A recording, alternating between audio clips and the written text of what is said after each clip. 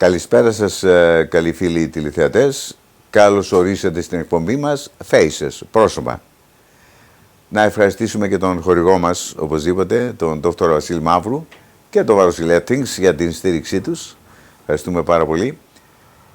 Στην απόψινή μας εκπομπή έχουμε φιλοξενούμενους εκπροσώπους του Συνδέσμου Θαλασσαιμίας, οι οποίοι θα μας μιλήσουν για τις δραστηριότητες του Συνδέσμου και για ένα πολύ ενδιαφέρον γεγονός, ένα event το οποίο θα γίνει πολύ σύντομα. Ας τους καλωσορίσουμε. We have with us Odisula, okay? You are a Greek Cypriot, yeah? Yes. Odisula. No. And but you're, I mean, the people calling you what? Odi. Odi. Odi for short. From Odisula, yes? Yes. Okay, you are a parent of a child that he has thalassemia, yeah? I am, and that child is now a young man, How old is he? 41. 41. Yes. Oh my God. 41. And okay, how did you feel when you find out your son has thalassemia? When the doctors first diagnosed him, he was 3 years old, and he'd been very ill, going backwards and forwards to hospitals and doctors, and then telling me that there was nothing wrong with him, and I was a neurotic mother, until we finally found somebody who recognised what he had from the symptoms. All I knew from the disease at that stage was that the child would die at 5 years old. So it was a really big shock. Mm-hmm. I didn't know what I was supposed to do or where to go. There wasn't any advice. The GP didn't know what to do with us. And I had to find my own specialist, really, from talking to other people. And they sent me to the Royal Free to see a Professor Hofbrand. So 38 years ago, even the doctors, they didn't know about thalassemia. No. And it was the beginning of the Thalassaemia Society. It was 1978. So my son was born in 78. And I was very young. I really didn't know about the disease at all. I knew nothing about it. Only that there was very few specialists in the UK that knew how to treat it.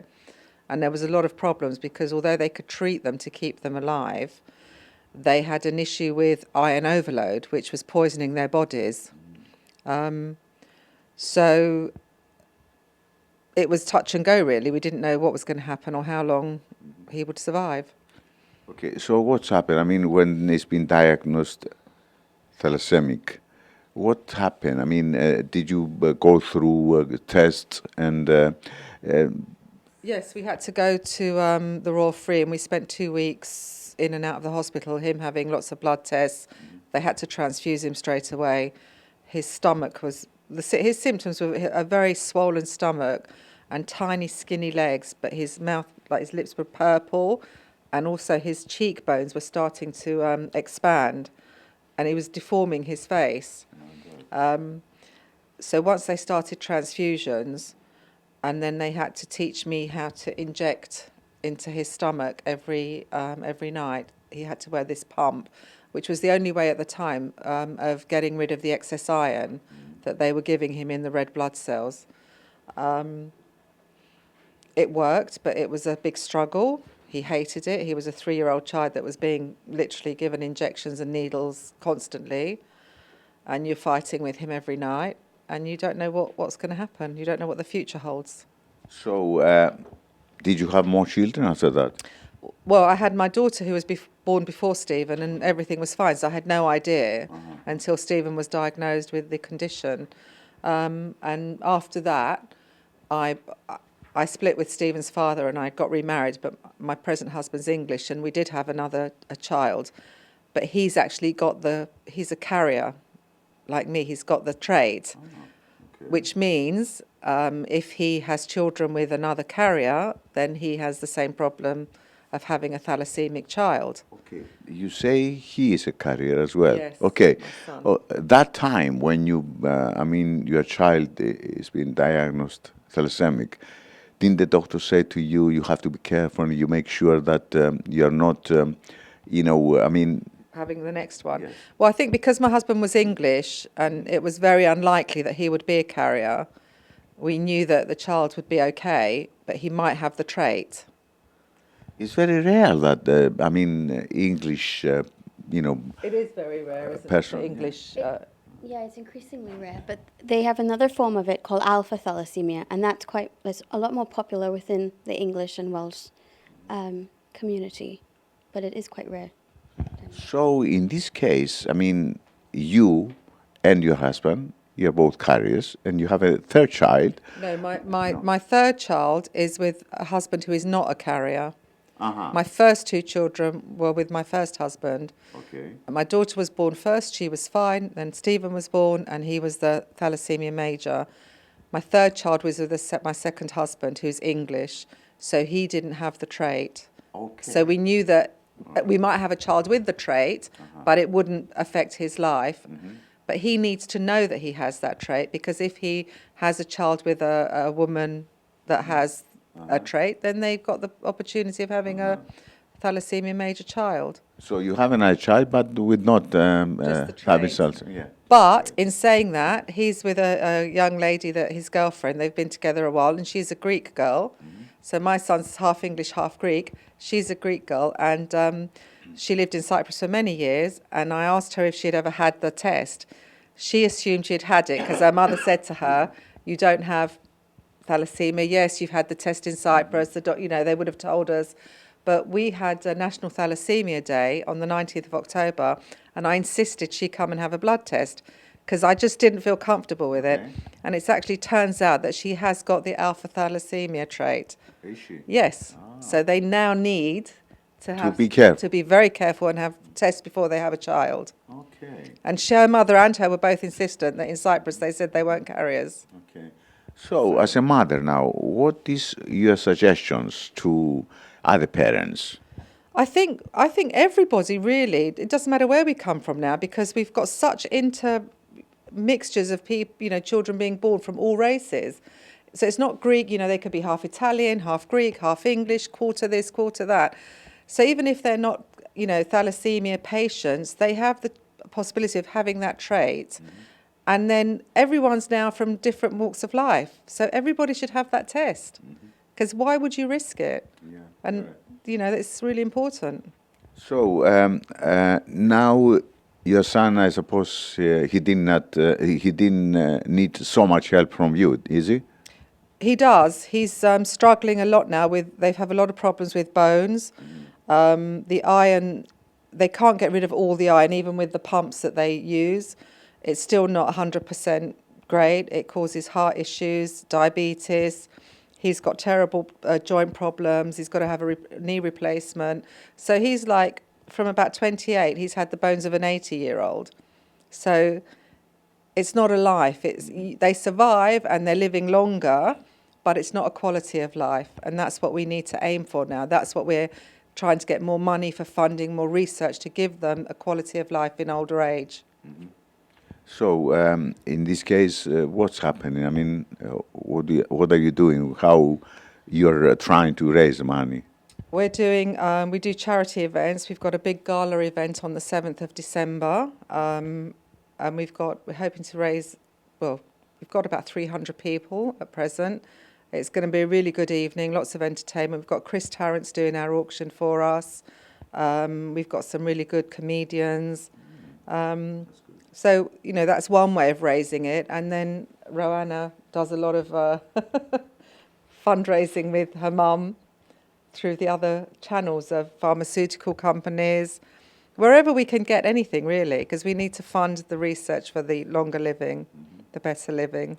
Okay, thank you very much, and I wish you all the best. Let me just talk to Roanna now. Okay, come here. Roanna. Hello. Okay, you are a patient. I am a patient. Okay. Tell us about yourself. When did you find out? Well, it wasn't really, my parents found out when I was 5 months old. So I don't know anything different about having transfusions. I have transfusions every week. And I'm 30 now, so I've had quite a lot of transfusions over my lifetime.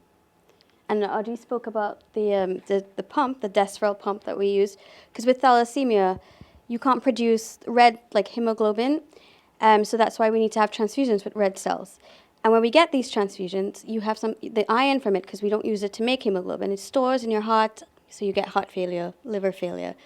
So we have to, there's a lot of medication. This is 24 hours a day that this goes on. And it's quite a difficult lifestyle. Okay, but you are involved in society as well, in Thalassaemia Society, and you work, you promoting, everything that you need to make, people aware of that. So yeah, I volunteer with the society and I help with some of the national programs that we have and working with NHS. My professional side, I'm training as a psychologist in thalassemia and to hope to help patients with their quality of life and try to improve services for them. So, would you mind telling us about the, National Thalassemia Day? So the National Day, we did this day to honor one of our patients and one of our close friends who died 10 years ago, Costa Conturo. So we named it on the 19th of October because of Costa's passing and to kind of honor him. What we decided to do was to do a screening event where we screen all members of the public, anybody who turned up, to come and find out whether they had sickle cell or thalassemia, to come and find out what their blood group was so that they can sign up to donate blood. There was a lot of work from the Infected Blood and the Hepatitis Trust. They were there and they were also testing people and doing liver scans. So it was quite a huge effort. I think we had over 150 people that day. And, we were quite surprised with the results. I think the biggest one we had was there was a lot of beta traits and sickle cell traits, and there was some alpha, and it was a really successful day. And our patrons really supported us. They came on. You've supported us, Vasily. Oh well, I'm trying my best. And we really appreciate it. It went well. And from that, we've gotten requests from other consultants across the country where there's a high prevalence of thalassemia to come and do the same sort of event in their area. So that's what we're planning from February onwards. Okay. For those who need to know more about Thalassaemia Society and all the services you're offering, how they can find out? They can come to our office. We're located in Southgate on the Broadway. And you can also look online on www.ukts.org, and you can find a way to contact us there. Mm-hmm.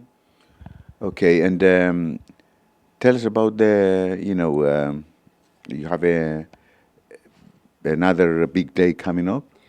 So the gala that we're having is our only and biggest fundraiser for this year.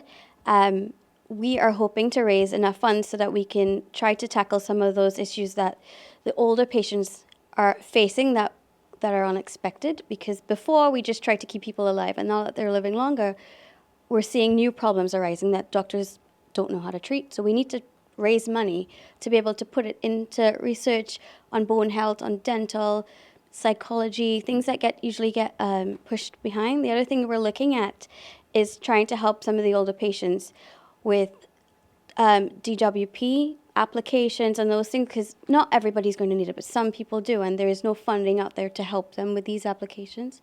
So that's just some of the things that we'd like to do.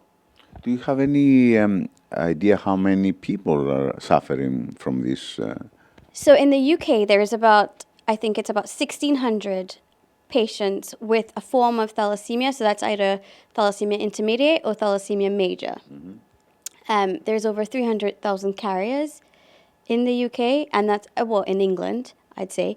And a lot of people don't know they're carriers, because you could be the healthiest bodybuilder and carry it. Carrying the gene is not a bad thing. It actually came across as part of evolution. But the problem is when you do decide to have a child, that's where the issue comes in. But having the trait doesn't make you sick. You would never know. So that's why it goes undetected and people think it won't affect them. Okay. Is there anything else you want to add to that? No. No. Okay. Thank you very much. Thank you. And I wish you the best. Thank you.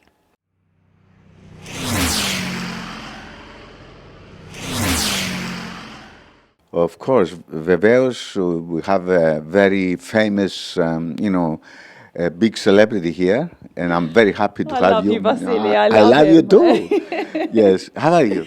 I'm very well, Vasily. How are you? I'm okay. Good. Tonya Paxton, yes? Yes. Okay. Tonya, No. what made you become a patron to Thalassaemia Society? It was something within my community. So it's not just within our community. Obviously, now we know thalassemia has expanded and is in all over the world. But for me, I knew people who had thalassemia when they were growing up. And actually, we were a lot more aware of thalassemia in my generation. So I remember my mum telling me, I remember that you couldn't get married in the Orthodox Church unless you'd both been tested for thalassemia. And so we knew about it. So I knew that in my family, my dad didn't have thalassemia, my mum didn't have thalassemia, none of us were carriers. I knew that very early on. But what I got really surprised about is that the younger generation are not aware of thalassemia. It seems to have tapered out. It's like the generation that came over in the 50s and the 60s and the 70s, they kind of spread the word more. And then it became a silence. So now when I speak to young kids, they don't really know much about thalassemia. So I got involved because I thought it was really important to raise awareness to something that can affect us quite fundamentally. And as the girl said, it's silent if you're a carrier. You know, you can be the fittest, Olympian athlete, yes, and you won't know you're a carrier. And if you end up having a child with someone who's a carrier, you can have a very unwell child. So what you need to know is awareness. You need to know how to go forward. I'm not saying if you fall in love with someone and you both have the thalassemia trait, I'm not saying don't fall in love, don't get married, don't have children, but be aware. And it's all about raising awareness and knowing what you're getting into and understanding what you're getting into and knowing how to go forward.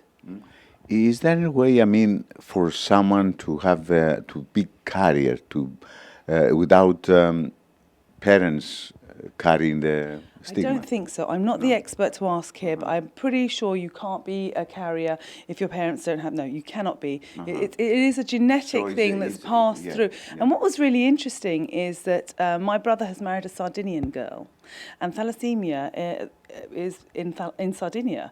And so we didn't even think to get her tested. But she is a carrier. So, we think, okay, well, if they're not Greek or they're not whatever our nationality, doesn't necessarily mean then they're not going to be carriers. And, I just think knowledge is power. So that's where the Thalassaemia Society here in the UK does such a great job, because it does this testing. So everyone goes and you're informed about your own health. That's what you need to do. That's why everyone should go and get tested. Everyone should inform themselves, and then they know how to go forward. So in which other ways you are promoting this yourself? Well, I do what I can. The guys at the Thalassaemia Society do the most incredible job. They are hardworking and tenacious and do amazing things. And I just drop in and out as best I can to either help raise awareness or help funds and just do my bit, because I think we live in a very vacuous, insular world. And I do my bit because it makes me feel better. And it's actually, I'm doing a favour, but actually it's making me feel better. And I think if everybody did a little bit more like that, we'd all be happier people. Yes. So do you know, you might be is there any, the people who are carriers, yes, or they are thalassaemic, do they have to have a special diet? Not if you're a carrier. I don't think so. You don't have to have a special diet if you're a carrier, because it's silent. You don't know. That's what the worry is about it. And as for a special diet, I just think you just have to have really good nutrition. If you have any imbalance in your body, best thing you can do to help yourself is have really good nutrition. And the problem is with a lot of, especially young people who have thalassemia, is they're almost rallying against having thalassemia. They're angry with having thalassemia, and maybe they don't look after themselves as much as they should. And it's really important to try and get them around to understand that they need to eat well to look after themselves. You're talking about the ones that are carriers, or the ones thalassaemics? That actually have thalassemia. Yes. Those are carriers. It doesn't make any difference to you at all. Actually, I think, as the girl said, it evolved through evolution. Does it stop you from getting malaria if you're a carrier, or is it something like that? So it's a great thing to have if you're a carrier in many ways, because it's through evolution. But the problem is when two carriers get together. Okay. And what is your speciality for those who have thalassemia as a specialist for, Greek kitchen? Okay, so forget the food, just laugh as much as you can. Find people who make you laugh. Find people who make you laugh and make you happy, and that'll make you feel well. that's my advice to anything, for everything in life. Okay, any other messages you want to send to our audience? No, just lovely to see you all again. Okay. It's nice to see you Nice to and see nice you, to talk Vasilis. to me. Nice to And talk to you. thank you very much. And I wish you all the best. Thank you. Thank you. Thank you very much.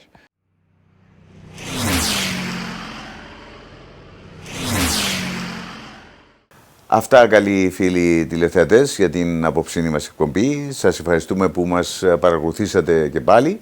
Μαζί θα είμαστε λοιπόν και την ερχόμενη Κυριακή, την ίδια ώρα, και με ένα καινούργιο πρόσωπο ή πρόσωπα. Μέχρι τότε να είστε καλά, να προσέχετε τους εαυτούς σας. Ευχαριστίες και στον χορηγό μας, τον Δόκτωρα Βασίλη Μαύρου και το Vasilis Panayi για την στήριξη. Καλή νύχτα σας.